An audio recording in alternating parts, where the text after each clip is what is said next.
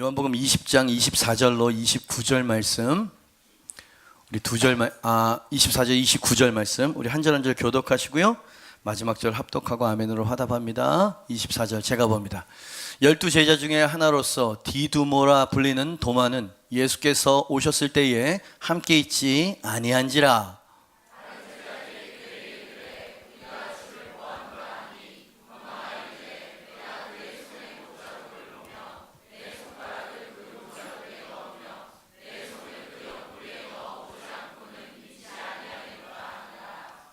여드레를 지나서 제자들이 다시 집안에 있을 때에 도마도 함께 있고 문들이 닫혔는데 예수께서 오사 가운데 서서 이르시되 너희에게 평강이 있을지어다 하시고,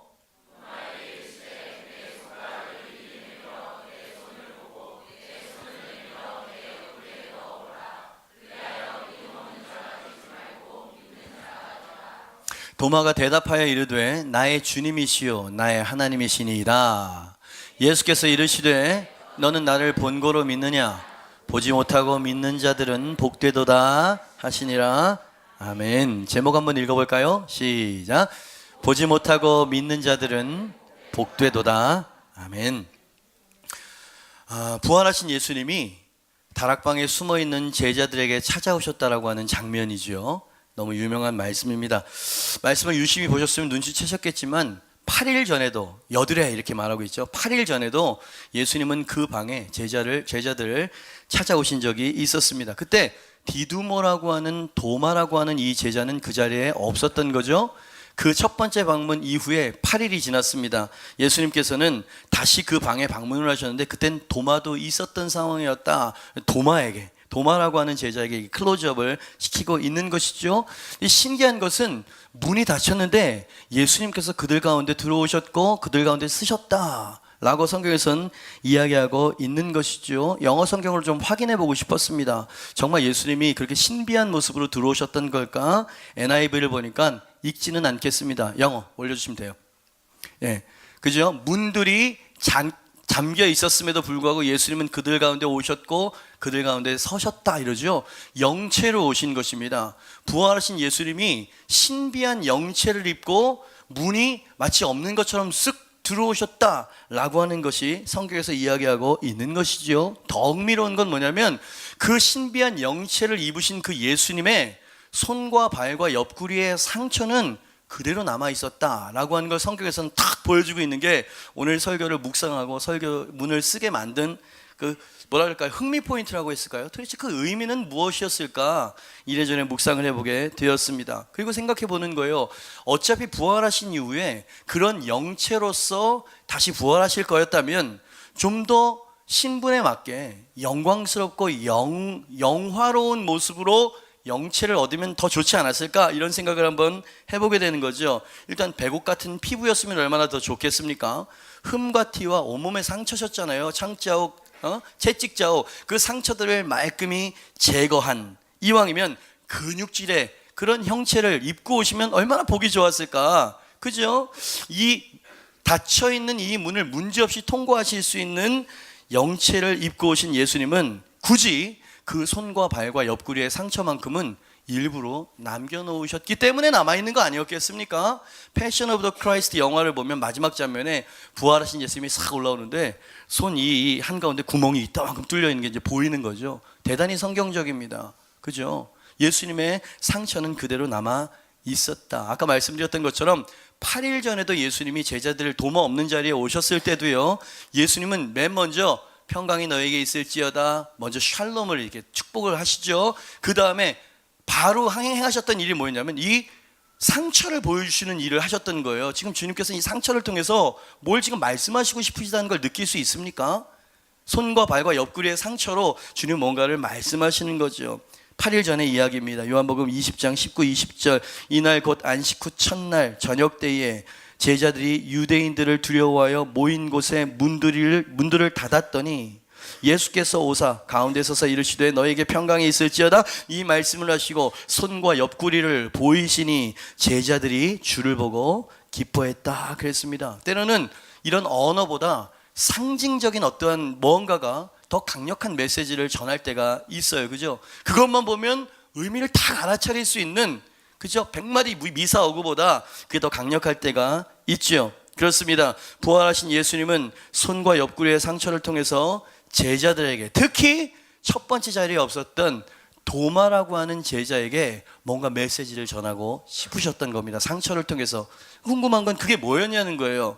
굳이 부활하신 예수님이 굳이 남기신 그 상처를 통해서 제자들에게, 도마에게, 그리고 오늘날 제자가 된 우리들에게 주님께서는 무슨 메시지를 새기고 싶으셨던 걸까? 상처가 하는 메시지예요. 1번입니다. 같이 한번 읽어볼까요? 시작. 상심한 네 마음을 내가 잘 알고 있어 라고 하는 것을 상처를 통해서 말씀하시고 계시더라, 이 말입니다. 예수님이 돌아가신 후 제자들은 하늘이 무너져 내리는 것 같은 실망과 슬픔과 충격에 빠져버렸습니다. 너무나 믿었거든요. 추후에 의심이 없었어요. 저분은 하나님의 아들이고 인류의 구원자시다. 정말로 확신을 했습니다. 근데 그 예수님이 진짜로 죽으신 거예요. 돌무덤이 봉인된 걸 봤다, 이 말입니다. 모든 소망과 모든 희망이 와르르 무너져 내렸어요. 그들의 마음은 어땠을까요? 제자들의 마음은. 그 제자들 중에 하나였던 엠마오로 가는 그 두 제자가 길 위에서 했었던 말과 행동이 제자들의 상심한 마음을 가장 잘 대변해 주지 않을까 생각을 해봅니다. 누가복음 24장 21절이죠. 우리는 이 사람이 이스라엘을 속량할 자라고 바랐노라, 기대하고 바랬었는데 그 모든 기대는 헛된 일, 수포로 돌아가 버린 일이 되고 말았어 라고 하는 절망과 상심, 그것이 제자들의 마음이었겠죠. 그죠? 상심했어요. 너무 아팠습니다. 여러분, 그러나 특히 이 디두모라고 하는 도마는 더더욱이나 예수님의 돌아가심에 깊은 상처를 입었던 듯해요. 흔히 이 도마하면 의심 많은 도마, 우리가 이렇게 이름을 붙이잖아요. 근데 그는 사실 말씀을 앞뒤로 이렇게 좀 정황을 보면 의심 많은 도마라기보다는 예수님을 누구보다도 신뢰하고 믿었던 사람입니다. 한 번은 예수님이 나사로를 살리자고 베다니로 가자라고 했을 때 이 디두모라고 하는 이 도마가 제자들 틈바구니에서 크게 목소리를 높였습니다. 요한복음 11장 16절이죠. 디두모라고도 하는 도마가 다른 제자들에게 말하되 어떻게 해요? 우리도 주와 함께 죽으러 가자, 그렇게 말했단 말이죠. 이게 왜 이런 말을 했냐면 이 정도쯤 되었을 때 예수님은 유대인들의 타겟이 돼 있었어요. 그래서 베다니에 간다는 건 체포될지도 모르는 위험한 상황이었습니다. 그래서 가지 말라고 만류를 한 거예요. 근데 예수님이 내 친구 나사로를 살려야 된다 그러면서 극구 가자고 말씀하시는 겁니다. 그때 베드로도 아니고 야고보, 요한도 아니라 저기 변방에 있는 제자들 중에 변방 정도 돼 보이는 이 도마가 목소리를 높이는 거예요. 우리도 예수님과 함께 죽으러 같이 가자. 여러분, 여기서 우리는 도마에 대해서 두 가지를 알게 되어집니다. 첫째, 그는 용기 없는 의심쟁이가 아니었어요. 그는 용감한 사람이었습니다. 그리고 예수님을 위해서 목숨을 내놓을 정도로 예수님이 메시아이심을 확신했다, 이 말. 이 사람의 성격은 뭔가 분명하고 확신하지 않으면 신뢰를 두지 않는 이런 사람이긴 했어요. 의심 많다라기보다 그는 분명해야만 믿을 수 있는 성격의 소유자였습니다. 그가 죽으러 가자 그랬다 그런 건 예수님을 확실히 믿었다는 얘기인 거예요. 메시아라고 하는 확신을 가지고 있었다는 것을 알게 되어지는 거고요. 그리고 그가 그렇게 말하고 행동한 걸 보니까 예수님을 정말 사랑했어. 여러분, 스승을 위해서 목숨을 내놓을 수 있는 건 의무감이나 책임감으로 의리로 할 수 있는 일이 아닙니다. 이것은 사랑과 존경에서 흘러나오는 결단일 수밖에 없는 거거든. 아멘입니다. 그러니까 이 도마는 예수님을 너무 사랑했고 너무 신뢰했는데 그 예수님이 죽은 거예요. 정말로 죽은 거예요. 얼마나 큰 상심에 빠졌을까 어렵지 않게 생각을 해보게 된다, 이 말입니다. 그 도마가 왜 8일 전에 다락방에 없었을까요? 일이나 비즈니스가 바빴을까요? 그들은 현상 수매범들이었습니다. 나가면 잡히는 거예요. 그러니까 그는 일이 바빠서 그 자리에 없었던 것이 아니었던 거예요. 상상해 볼 수 있는 유일한 대답은 너무 상심이 컸던 거야. 너무 아팠던 거예요. 여러분, 너무 큰 상처를 받으면 혼자 있고 싶죠? 나를 좀 혼자 있게 해주시겠습니까? 정중하게 요청을 하잖아요. 그죠? 나갈 수도 없고 어디 있었는지 모르지만 혼자 있고 싶었어요. 혼자서 예수님을 잃어버린 그 상심을 애써서 추스리고 울고 그런 마음으로 쓸어내리고 있었던 겁니다. 그리고 8일 후에 제자들이 있는 방에 왔는데 제자들이 예수님이 오셨다는 거예요. 부활하신 예수님이 손과 옆구리를 보이시면서 내가 살아있다고 찾아오셨다는 얘기를 하는 겁니다. 당신이 도마라면 그 말을 어떻게 들으셨겠어요? 애써 추스린 마음을 또다시 흔든 것 같은 그런 말처럼 들리지 않았을까요? 제가 한번 도마의 마음을 한번 적어봤어요. 이보게들, 아무리 이 현실을 받아들이고 싶지 않아도 그렇지 어찌 돌아가신 예수님이 다시 돌아올 수 있단 말들인가. 나도 이 상황을 견디기 힘든 건 마찬가지라고 이제 그만들 하세. 그분이 손과 옆구리의 상처를 보여주셨다고 만일 내가 그 못자국에 손을 넣고 그 옆구리에 손을 넣어보지 않고는 절대 믿을 수 없어. 그런 헛된 바람으로 더 이상 나를 괴롭게 하지 말란 말일세. 이해가 되시죠? 이런 마음이었을 겁니다. 여러분, 한번 상처를 입으면 다시 직면하고 싶지 않은, 그죠? 다시 상처를 받고 싶지 않아서 또 한 번의 기대를 포기해버린 가슴, 이게 바로 다른 제자들도 마찬가지였겠지만 도마가 이런 마음이었다 이 말입니다. 그래서 그 자리에 있지 않았었던 것이지요. 자, 여기서 이제 예수님께서 이 마음을 가지고 있는 도마를 어떻게 대하시는지가 오늘 본문 말씀에 나오는 겁니다. 놀랍게도요, 예수님은 이런 상심한 제자, 상심한 친구의 깨진 마음을 잘 들으십시오. 너무나 잘 알고 있었어. 너무나 잘 알고 있었어요. 예수님은 도마의 깨지고 부서진 마음을 다 아시고 이해하고 있다는 양, 도마의 입에서 흘러나온 그 말을 그대로 인용하셨어. 알고 있다는 얘기인 거예요.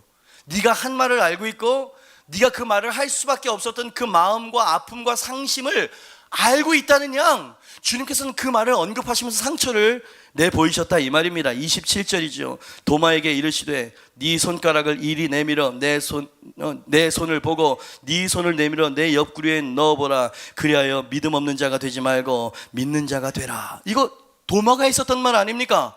예수님께서 이 말을 인용하시면서 하고 싶었던 말씀은 이것이었어요. 적어봤습니다. 도마야, 8일 전에 네가 했던 말들이지. 내 다 듣고 있었느니라. 내 다 보고 있었다고. 나를 잃은 슬픔에 홀로 눈물 삼키던 네 깨진 마음과 홀로 움츠린 네 골방을 내 다 보고 있었느니라. 나를 누구보다 신뢰했던 너, 하지만 그만큼 나의 죽음 앞에 산산이 깨져버린 너의 길 잃은 확신을 내 다 이해하고 있노라.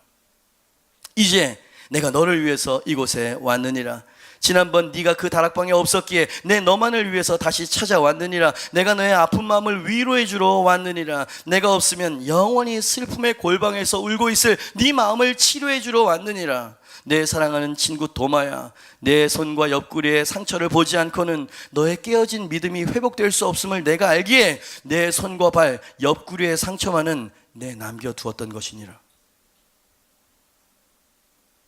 그러니 이제 낙심의 자리에서 일어나거라. 이제 절망과 비탄의 자리에서 일어나 슬픔의 눈물을 닦아야지. 오, 이렇게 깊이 있게 도마를 알고 계셨습니까? 도마는 깜짝 놀랐을 거예요. 아, 내 말을 다 듣고 계셨구나. 내 절망, 내 아픔, 내 쓰라린 눈물을 다 보고 계셨구나. 내 입의 모든 말들을 다 들으셨고 나 한 사람을 위해서 예수님이 친히 찾아오셨구나. 나 한 사람을 회복하시려고 손과 발 옆구리의 상처를 그대로 남겨두셨던 거구나. 그죠? 이게 필요했었던, 이 상처를 봐야만 했었던 도마를 위해서 예수님께서 그렇게 하셨던 것이죠. 우리가 의심 많은 도마나 별명 붙인 이 한 사람을 위해서 부활 후 12번의 만남하셨거든요. 40일 동안 12번 제자들을 만나셨습니다. 그 중에 한 번을 상심한 도마를 위해서 기꺼이 할애하셨다. 여러분, 제가 하는 이야기를 가슴으로 듣고 계십니까? 주님은 사무적으로 대하고 계시지 않아요. 네? 이 상심한 제자의 깨어진 마음을 위로하기 위해서 40일 중에 한 번의 만남을 허락하시고 계시는 모습을 보이냐 이 말입니다. 그 예수님이 바로 당신이 주님이라고 고백하는 분이세요. 나의 예수님이라고 여러분이 신뢰하고 섬기는 분이 바로 그런 분이십니다. 기억하십시오. 예수님은 도마처럼 깨지고 상심하여 아파하는 여러분들에게도 동일한 일을 행하실 수 있는 여러분들의 구주가 되심을 믿으시길 바랍니다.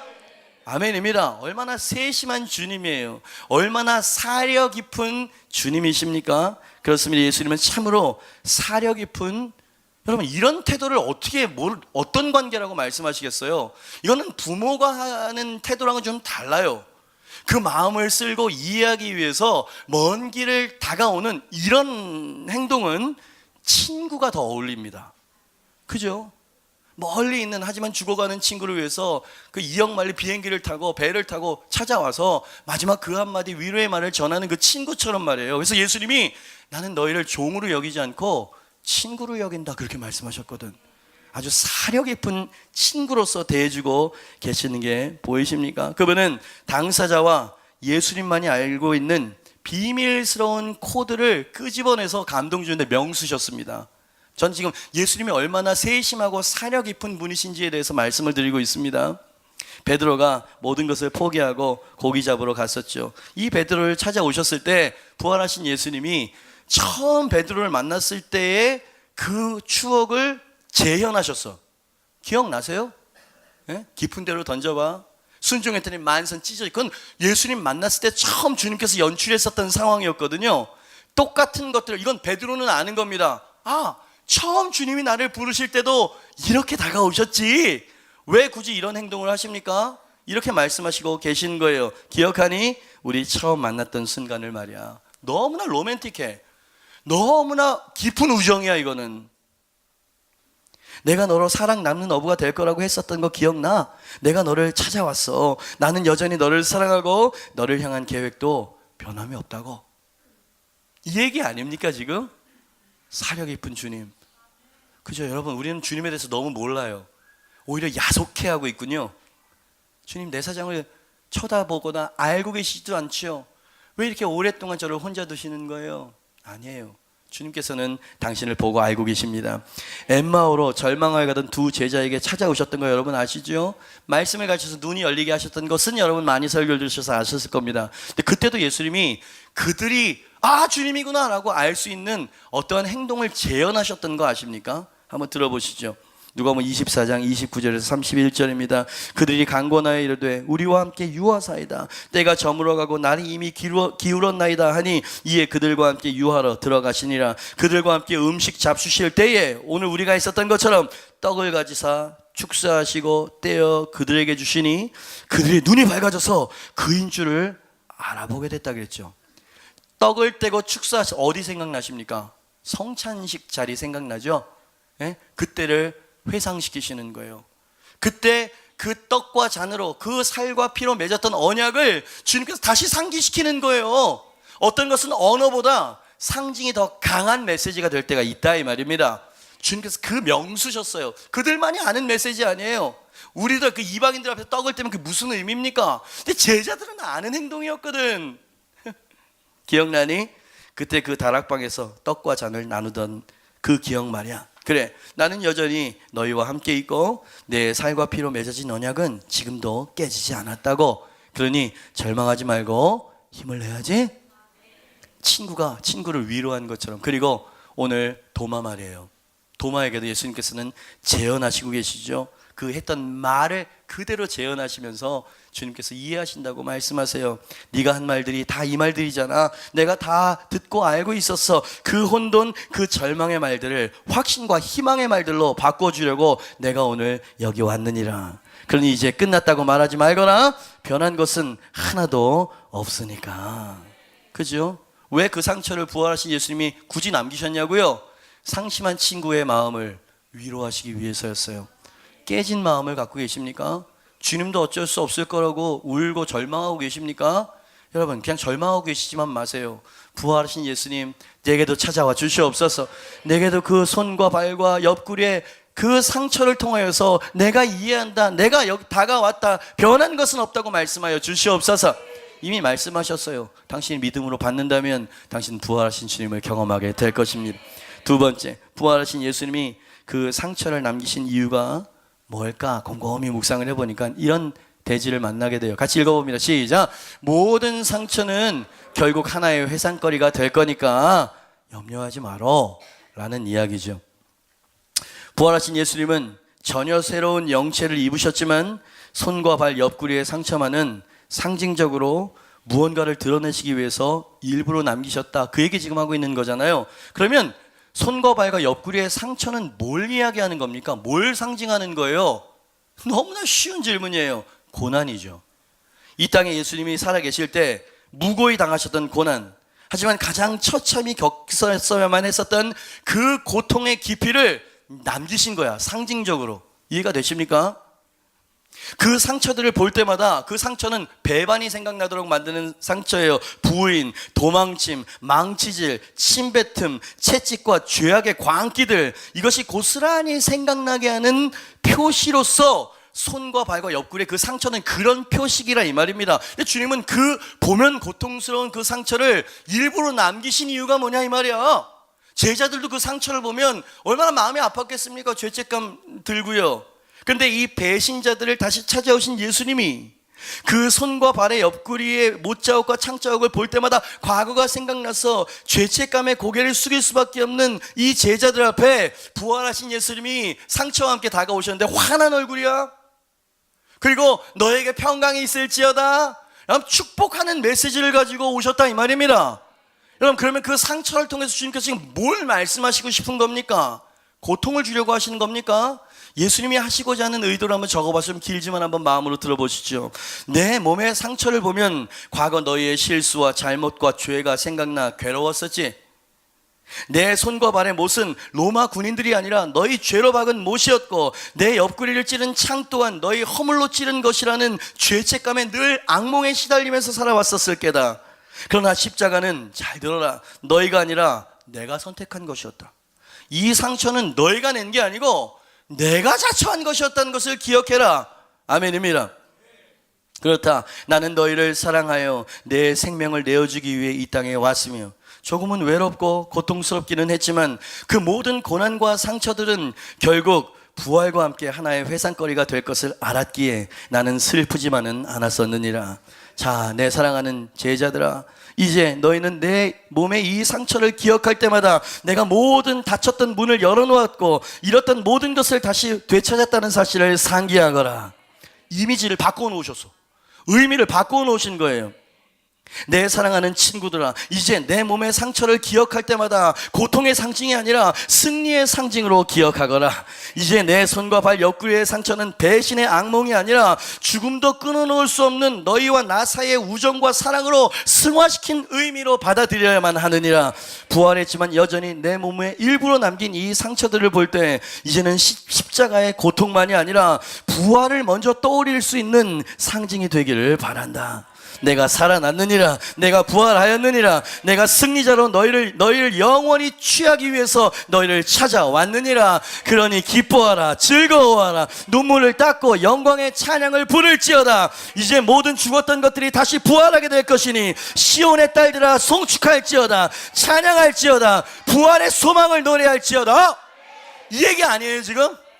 여러분, 추궁하기 위해서 그 상처를 가지고 오신 게 아니었잖아요. 그죠? 의미를 바꾸시기 위해서 그 십자가를 볼 때마다 하염없이 죄송하고 눈물이 흐르지만 그 눈물의 의미를 바꿔 이제 너희도 부활하게 될 것이다. 여전히 주님이 너희를 사랑하고 너희를 사용하실 거라고 하는 사인으로 받아들이거라. 원수막에 사망 권세는 박살이 났고 너희는 언젠가 나와 영광스러운 모습으로 만나게 될 것이다. 그지요? 치유와 함께 소망을 주기 위해 상처를 남기셨다는 이야기죠. 이를 필립 얀시라고 하는 미국의 유명한 베스트셀러 작가가 너무 멋진 표현으로 기록하고 있어서 발제해 봤습니다. 한번 띄워봐 주시죠. 나는 예수의 이 상처에 희망을 둔다. 손과 발과 옆구리 상처 말이에요. 하늘의 입장에서 보면 그 상처들은 우주 역사에서 일어난 가장 끔찍한 사건을 나타내는 것이다. 그 사건, 십자가 사건조차도 부활은 하나의 회상거리로 삼은 것이다. 너무 멋있는 표현이에요. 부활이 바로 그렇기 때문에 나는 우리가 흘린 눈물, 우리가 당한 비극, 마음의 고통, 우리가 사랑하는 사람들을 잃는 충격과 비탄, 이 모든 것이 잊혀지지 않고 기억으로 남으리라 믿는다. 예수 몸에 난 상처가 그랬듯이 그 상처의 흔적은 남지만 아픔은 사라진 그런 방식으로. 그리고 우린 모두 새로운 몸을 입게 될 것이다. 새 하늘과 새 땅과 더불어 말이다. 그리하여 우리의 부활절은 시작이 될 것이다. 여러분, 번역이 조금 좀 아쉬워요. 막 도치되고 막 이런 부분들도 있어서. 부활하신 예수님이 가지고 있는 상처는, 그때 외로웠어. 겟세마네에서 나도 피하고 싶었다. 정말 사단의 공격은 강했어. 그런데 지금 돌이켜보니까 모든 것이 하나님의 은혜였음을. 그 십자가 사건, 그 치열했던 사건을 하나의 추억과 승리의 경험과 기억으로 승화시키기, 회상할 거리로 삼을 수 있는, 그것을 주님께서 아셨다는 거예요. 우리 몸과 영혼이 부활하게 될 것입니다. 그러나 당신의 감정도 부활해야 해요. 당신의 처지와 상황도 부활할 수 있습니다, 여러분. 그 얘기를 지금 하고 있는 거 아니에요. 당신의 그 고통과 비탄과 상처는 먼 훗날 주님의 사랑과 은혜로 말미암아 하나의 회상거리가 될 것이에요. 이야, 그때 정말 죽을 것 같았어. 예? 흔적은 남죠. 흔적을 완전히 없애주시진 않아요. 그런데 이 흔적을 말할 수 있을 정도로 이젠 아문 상태의 흔적이 되어진다. 그래서 그 상처를 말하는 것을 우리는 간증한다 그러죠. 오늘도 라이프 클래스에서 우리는 간증을 듣게 될 텐데, 그 간증을 한 10번을 읽은 것 같아요. 얼마나 많이 울었는지 몰라요. 도저히 회복될 수 없을 것 같은 그 영혼과 가정에 찾아오셔서 주님께서 어떻게 회복하셨는지 여러분 들으셔야 되는데, 오늘 이 성찬식이나 순서가 많아서 사실 여기서도 그 간증을 좀 들려드리고 싶었는데 말이죠. 여러분, 그런 일들이 일어납니다. 당신이 절망하고 엠마오로 가는 두 제자의 그런 심령으로 가든, 혼자서 그 슬픔과 비탄을 애써 누르고 삭히려고 애쓰고 있는 그런 도마이건 간에 부활하신 주님께서 오늘 말씀하시는 거예요. 그것은 회복될 뿐만 아니라 그것은 하나의 회상거리가 되고 말 거야. 너는 부활하게 될 것이다. 내가 너를 지켜줄 것이라고. 너의 가정은 회복될 거야. 아멘입니다, 여러분. 네 메마른 영혼, 상처 입은 심령도 이제는 찬양으로 바뀌게 될 것이라고. 그러니 여러분, 여러분의 슬픔을 기쁨의 간증으로 바꾸시길 바랍니다. 당신의 눈물은 감사의 찬양이 될 것을 믿음으로 취하시길 바랍니다. 당신의 아직 남은 상처의 흔적은 같은 고통으로 신음하는 또 다른 누군가에게 치유의 간증이 될 것이에요. 그죠? 당신은 그 과거를 회상하면서 하나님의 은혜였다라고 간증하고 이야기할 날이 있을 것입니다, 여러분. 그것이 소망이야. 그것이 우리가 붙잡아야 될 부활의 소망이라 이 말입니다. 당신의 가정을 포기하지 마세요. 당신의 자녀들도 포기하지 마세요. 전 포기하지 않았는데요. 여러분, 의무만 다하는 것이 최선을 다하는 것은 아닙니다. 여러분, 그 가정을 회복하십시오. 여러분, 주님이 하실 수 있습니다. 모든 부서진 것들을 주님께서 다시 바꾸실 수 있으십니다, 여러분. 그리고 언젠가 우리의 호흡이 닿는 날, 우리의 주시요, 우리의 신랑 되시는 예수님을 우린 다시 친히 만나는 날이 있을 거 아니겠습니까? 그때 우리는 그 손의 못자국을 보아 내가 알겠네. 그 손과 옆구리의 상처에 우린 입을 맞추게 될지도 몰라요. 주님 감사합니다. 이 상처로 말미암아 이 험한 세상 제가 믿음 잃지 않고 선한 싸움 잘 싸우다 주님 앞에 왔습니다. 그래서 그 앞에서 우리는 영원한 찬양을 노래할 수 있지 않겠어요? 세상 소망 다 사라져가도 주의 사랑은 끝이 없으니, 이 고난과 힘든 가운데 살아가는 모든 순간순간이 결국 나중에는 다 주님의 은혜임을 나는 믿고 고백하게 될 것입니다. 그런 노래 아니었을까? 그래서 이 노래를 헌금송으로 좀 부탁을 했었습니다. 주님께서 마지막으로 이 손과 옆구리의 상처를 통해서 보이시면서 뭐라고 말씀하셨냐면 29절처럼 이렇게 말씀하셨어요. 예수께서 이르시되 너는 나를 본고로 믿느냐? 보지 못하고 믿는 자들은 복되도다. 그죠? 도마의 상심한 가슴을 통해서 어떤 것이 하나님께서 복된 믿음인지를 가르쳐 주셨어요. 사실은 예수님의 손과 옆구리의 상처를 본 사람은 그 제자들과 몇몇 분이 없었을 겁니다. 그 40일 12번 만났던 겹치는 사람들이 대부분이었을 거예요. 그 사람들만 본 사람들이었을 거 아닙니까? 그러니 그 이후에 모든 오고 오는 모든 세대는 보지 못할 세대들이라는 것을 예수님은 보고 있었던 거지. 그러니 도마의 그 다락방에서 도마만을 상대한 게 아니고 상처와 고통 속에 오늘을 살아가는 당신도 보고 있었다는 얘기인 거예요. 여러분, 말씀이 어떻게 이렇게 깊을 수가 있습니까? 어떻게 주님의 시각이 이렇게 멀리 깊이까지 도달할 수 있냐 이 말이요. 이 주님을 엔카운터 때 만나는 사람들이 진짜 많아요. 이 간증들을 다 간증집을 만들어서 책을 만들어야 되겠어요. 그냥 이렇게 한번 경험하고 이게 지나갈 간증이 아니야. 이거는 일생일대 엔카운터지. 비록 지금은 주님이 보이지 않는 것 같아 눈물 짓고 낭망하고 비통해할지 모르지만 보지 못하나 부활하신 주님, 그분의 살과 피로 맺은 그 모든 약속과 언약을 마음속에 붙잡고 오히려 찬송하고 오히려 소망 가운데 일어날 때 그러한 믿음을 주님께서는 임재 가운데 말씀하시는 거예요. 보지 못하고 믿는 뉴사운드의 내 자녀야, 네가 참 복되도다. 그래 당신은 도마보다 더 복받은 사람이 될 수 있습니다. 우리는 도마보다 더 칭찬을 받을 수 있는 반열에 든 사람이라 이 말이지요. 그러니 이 부활전에 여러분의 믿음으로 말미암아 복되도다 축복과 회복을 경험하는 인생이 펼쳐질 수 있기를 주님의 이름으로, 주님의 살과 피의 언약으로 축원드립니다. 모두 자리에서 일어나세요. 우리 이 찬양 한번 마음으로 불러보죠.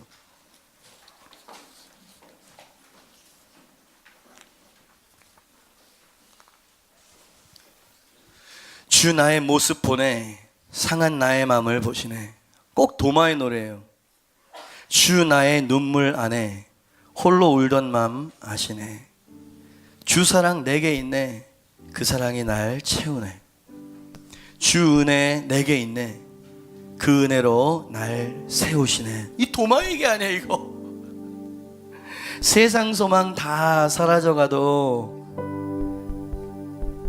부활하신 예수님이 그 상처만은 가지고 돌아오셨던 주의 사랑은 끝이 없으니 고난과 비탄 속에 살아가는 이 모든 순간이 결국엔 주의 은혜임을 나는 믿네. 여러분, 신앙인들은 강합니다. 돈이 있고 백이 있어서 당당한 게 아니고요, 영원히 변하지 않는 상처 입은 예수님이 임마누엘로 함께 하시기 때문에,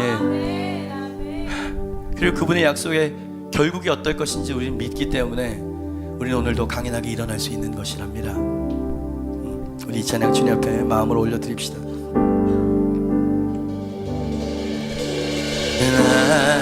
나의 모습 보네, 상한 나의 맘 보시네. 주 나의 눈물 안에 홀로 울던 맘 아시네. 주 나의 모습 보네, 주 나의 모습 보네, 상한 나의 맘 보시네. 아멘. 주 나의 눈물 안에 홀로 울던 맘 아시네. 오, 세상 소망 다 사라져가도 주의 사랑은 끝이 없으니 살아가는 이 모든 순간이 주 은혜임을 난. 세상 소망 다 사라져가도, 세상 소망 다 사라져가도 주의 사랑은 끝이 없으니 살아가는 이 모든 순간이 주 은혜임을 나는 믿네. 주 사랑 내게 있네, 주 사랑 내게 있네, 그 사랑이 날 채우네. 아멘, 아멘, 아멘. 은혜 내게 있네, 그대로 날 세우네. 여러분 주님께 고백하세요. 주 사랑 내게 있습니다. 주 사랑 내게 있네,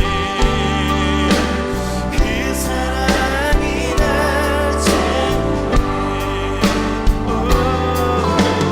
주 은혜 내게 있네, 그대로 날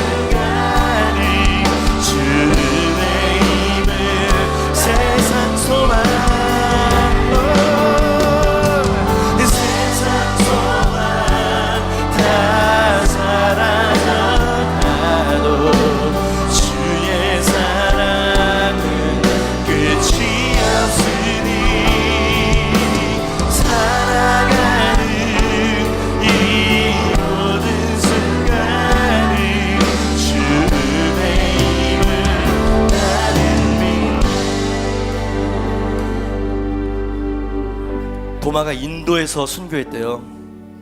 인도까지 그 먼 길을 걸어 예수 사랑 예수 복음 전하러 갔다가 거기서 순교의 제물이 되어 주님 앞에 섰답니다.